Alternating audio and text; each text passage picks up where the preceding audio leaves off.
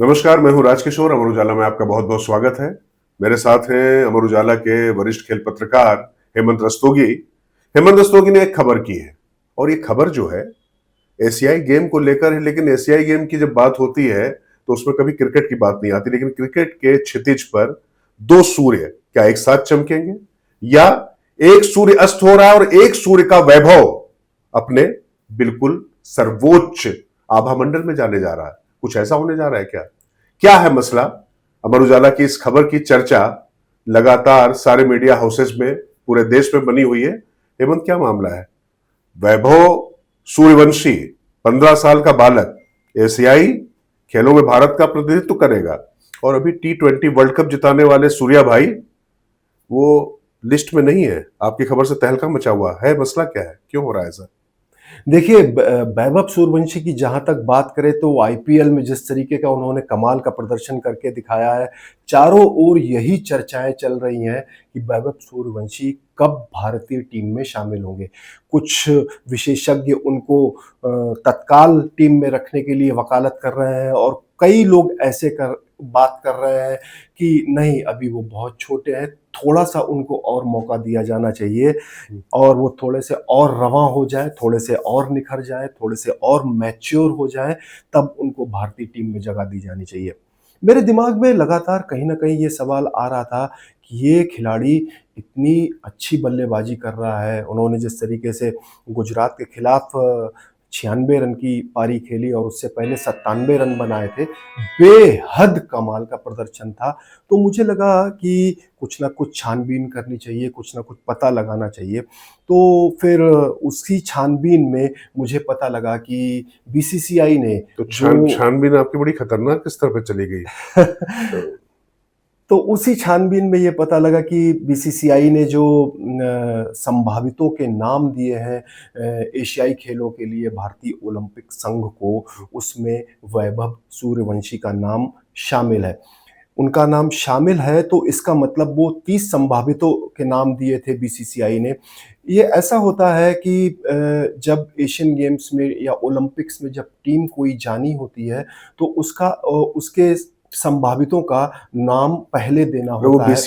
BCCI से 30 नाम लिए गए प्लेइंग 11 के लिए। बिल्कुल, वो 30 नाम दिए गए थे बीसीसीआई की ओर से भारतीय ओलंपिक संघ को और उन नामों को बाकायदा आयोजकों को जापान में जो एशियन गेम्स होने वाले हैं उनको भेजा गया और उन्हीं का ही एक्रीडिटेशन मान्यता कार्ड बनेगा इसलिए इस वजह से इन्हीं खिलाड़ियों में से जो 15 सदस्यीय टीम चुनी जाएगी, इन्हीं खिलाड़ियों में से इन 30 खिलाड़ियों में से ही 15 खिलाड़ियों का चुनाव किया जाएगा।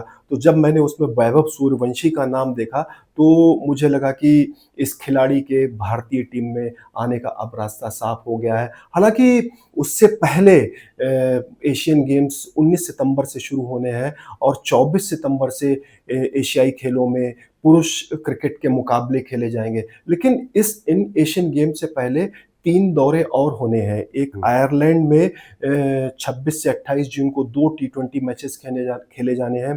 दूसरा इंग्लैंड दौरा होना है, इसके तुरंत ही बाद 1 से 19 तारीख तक वहाँ पर 5 टी20 और 3 वनडे मैचों की श्रृंखला होगी और उसके बाद 23 जुलाई से जिम्बाब्वे का दौरा है। तो मुझे लगता है कि एशियाई खेलों में भाग लेने से पहले या टीम में चुने जाने से पहले वैभव सूर्यवंशी को इन 3 दौरों की टीम में जगह मतलब इन मिल 3 सकती है। दौरों में ही आपको लगता है कि सूर्यवंशी का वैभव बिल्कुल, बिल्कुल। अंतरराष्ट्रीय जगत पे लोग देख लेंगे? बिल्कुल, क्योंकि वो जिस तरीके का प्रदर्शन करके दिखा रहे हैं, उन्होंने 776 रन इस आईपीएल में बनाए और ऑरेंज तो कैप जो बनाए हैं कि ठोके हैं? ठोके ही हैं, बिल्कुल क्या कमाल का प्रदर्शन मतलब किया। क्रिस गेल का छक्कों का रिकॉर्ड तोड़ डाला। बिल्कुल, गेल का रिकॉर्ड तोड़ डाला और ना जाने कितने रिकॉर्ड वो तो उन्होंने। वीडियो गेम नहीं खेल रहा है।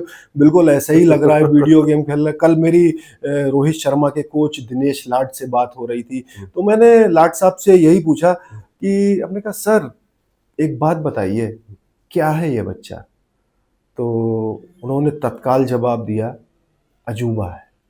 तो बहुत अजूबा। बड़ी बात है। और रोहित शर्मा वो रोहित शर्मा जो के सिक्सर कोच। का सबसे शानदार बिल्कुल, फिनिशर और सबसे, बिल्कुल। इससे पहले वैभव से पहले रोहित के लिए कहा था कि सबसे जल्दी बॉल समझ लेते हैं और लंबे लंबे छक्के मारने के लिए वही उस्ताद माने जाते बिल्कुल, थे। बिल्कुल, वो उन्होंने बिल्कुल वैभव के बारे में बोलने में बिल्कुल हिचक नहीं दिखाई। उन्होंने बोला कि ये बच्चा जिस तरीके से बॉल को कनेक्ट कर रहा है, वाक़ई में काबिल-ए-तारीफ़ है। इतनी कम उम्र में इतनी सफाई से उनका हैंड आई कोऑर्डिनेशन इतना शानदार हम्म, है कि वाक़ई में जो जिस तरीके से वो पुल शॉट लगा रहे हैं, वो कह रहे थे कि मैं पहले समझता था कि ये ऑन साइड का ही प्लेयर है। हम्म। लेकिन वो ऑन साइड का प्लेयर नहीं है, वो उसी तरीके से बेहतरीन स्क्वायर कट लगा रहे थे और ऊपर आती गेंदों पे वो ड्राइव्स भी लगा रहे थे। ऑफ साइड पे छक्के मार के भुरकुस भर दिया। बिल्कुल, बुरकुस भर दिया। तो वाक़ई में ये एक गॉड गिफ्टेड टैलेंट है। उन्होंने भी स्वीकार किया कि गॉड गिफ्टेड टैलेंट है और सिर्फ़ सिर्फ़ दिनेश लाडी क्यों,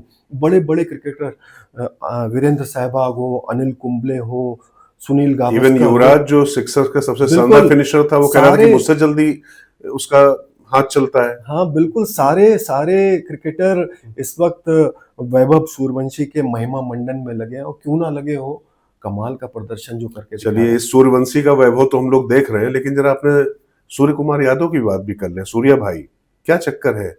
लेकिन अभी वैभव सूर्यवंशी पे एक हिस्सा बाकी रह गया। इससे पहले जो तमाम क्रिकेटर, पाकिस्तान के 2 क्रिकेटर, सचिन तेंदुलकर 5वें नंबर पे आते हैं, जी। जो अंतरराष्ट्रीय स्तर पर 16 साल कुछ दिन की उम्र में गए थे। लेकिन भारत में तो सबसे कम उम्र का अंतरराष्ट्रीय पदार्पण करने वाला ये वैभव बनने जा रहा है, इसमें कोई दो राय नहीं बिल्कुल, हाँ, वैभव बन जाएँगे क्योंकि है। सबसे कम उम्र में टेस्ट क्रिकेट में पदार्पण का रिकॉर्ड पाकिस्तान के हसन रज़ा के नाम पर है। उन्होंने 1996 में ज़िम्बाब्वे के खिलाफ पदार्पण किया था। 14 साल और कुछ दिनों की उम्र में वसीम राजा जो पाकिस्तान के दिग्गज क्रिकेटर थे, उनके बेटे थे हसन रज़ा। तो उनका तो रिकॉर्ड नहीं तोड़ वो तो पाएँगे। आए और चले भी गए। हाँ, बिल्कुल बस वो चले गए। रिकॉर्ड बनाने ही आए थे कि सबसे कम उम्र में आ जाए। बिल्कुल।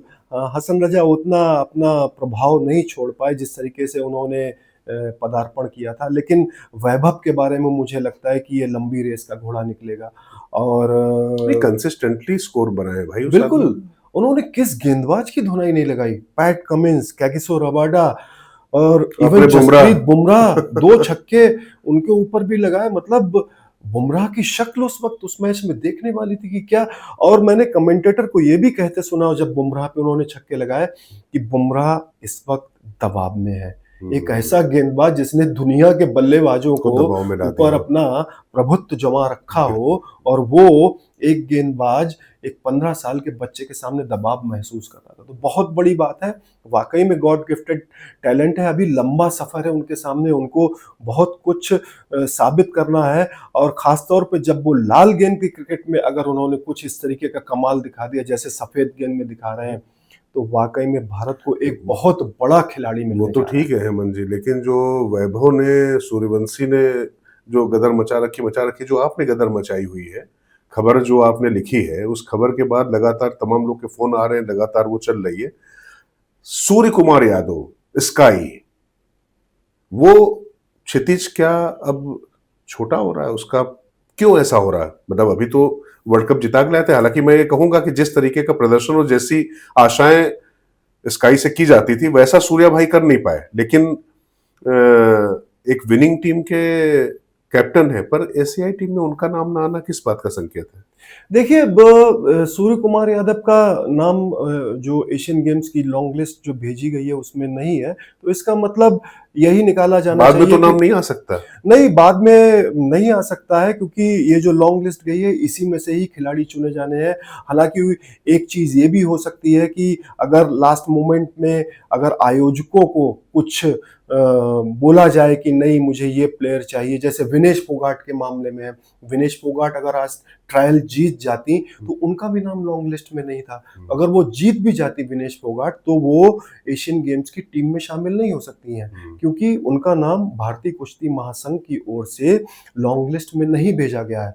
हाँ, उस केस में ये ज़रूर हो सकता था कि भारतीय ओलंपिक संघ या भारतीय सरकार ओलंपिक काउंसिल ऑफ एशिया या जो आयोजक हैं एशियन गेम्स से उनसे गुहार लगाता कि ये हमारा बहुत ये ऐसे सर्कमस्टांसेस रहे, इसको हमको ऐसे इस तरीके से शामिल करना पड़ा है। तो वो उनका डिस्क्रिशन होगा कि वो अनुमति देते हैं तो उस खिलाड़ी को शामिल किया जाए। लेकिन ये बहुत लंबी प्रक्रिया है और इसके चांसेस बहुत कम होते हैं क्योंकि कोई ये नहीं चाहता कि भाई अगर किसी खिलाड़ी के नाम भेजे गए फिर उसको एक अलग प्रक्रिया से उसको टीम में शामिल किया। तो मुझे लगता है कि बीसीसीआई ने सूर्य कुमार यादव का नाम नहीं भेजा है, और मुझे तो ये भी पता लगा है कि जो पहले लॉन्ग लिस्ट भेजी गई थी भारतीय ओलंपिक संघ को, उसमें सूर्य कुमार यादव का नाम था और वैभव सूर्यवंशी का नाम नहीं था। तो मतलब सूर्या की जगह सूर्यवंशी आ गए तो ये हुआ ये कि जो आईपीएल की जो परफॉर्मेंस आई है, उसके जो आधार उसके पर। बाद जो लॉन्ग लिस्ट चेंज हुई है, अभी लॉन्ग लिस्ट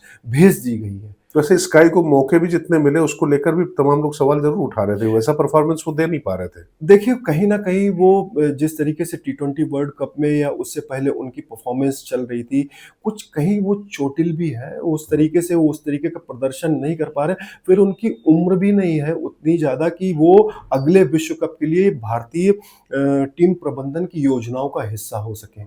तो मुझे लगता है कि सूर्य कुमार यादव आप कहना चाह रहे हैं उनकी उम्र ज्यादा है, मतलब कि अगली बार के लिए 37 साल के हो चुके हैं और अगला वर्ल्ड कप 2 साल बाद होने और वाला वैसे है। भी इस समय जो है बीसीसीआई के पास विकल्प इतने हैं कि वो विराट कोहली और रोहित शर्मा जैसे लोगों को संन्यास लेने को कह सकता है किसी भी फॉर्म से। हाँ, बिल्कुल, वो तो दोनों फॉर्मेट तो से सूर्या वनडे। तो उस क्लास में अभी नहीं आते हैं कम से कम। मुझे लगता है कि सूर्या को सम्मानजनक विदाई दी जाएगी। ये जो 3 टूर की जो मैंने बात की थी, इन दौरों में किसी न किसी दौरे में, क्योंकि बीसीसीआई के पास अभी पुरुष क्रिकेट में ऐसी टीमें मतलब ऐसा बैकअप मौजूद है कि आप एक टाइम पे 3 टीमें खिला सकते हो।